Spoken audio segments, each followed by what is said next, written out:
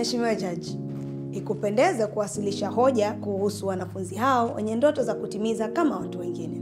Na chuo kimeendelea kutoa huduma kadiri kiwezavyo na rasilimali zilizopo. Haya ni baadhi ya yaliyofanywa na Chuo Kikuu cha Dar es Salaam.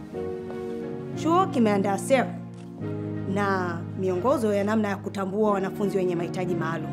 Wameenda mbali na kuweka mabango katika barabara za chuo kuutaarifu umma kuwa tuna wanafunzi wenye mahitaji maalum, na hivyo kuwa waangalifu katika matumizi ya barabara hizo. Hawakuishia hapo. Chuo kimeshirikiana na taasisi na mashirika yasiyo ya kiserikali katika kuongeza vifaa na kutoa mafunzo ya namna ya kutumia vifaa hivyo vya kufundishia. Mheshimiwa Jaji, ikikupendeza, izingatiwe kwamba kweli kuna vifaa vya kutoa huduma kwa sasa, lakini vifaa hivyo havitoshi. Viti vya matairi ni vichache.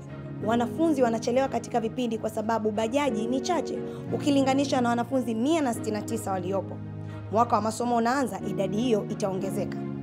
Uhuru wa maisha yao ya baadaye unatengenezwa sasa kwa kuboresha maisha yao ya elimu. Naomba kuwasilisha. Kwa hoja zilizowasilishwa na kwa kuunga mkono juhudi za Chuo Kikuu cha Dar es Salaam katika kuboresha mazingira ya wanachuo, napitisha na ninatangaza rasmi dhamira kuu ya UDSM Marathon 2025 ni kuhamasisha elimu jumuishi na kuboresha huduma kwa wanafunzi wenye mahitaji maalum.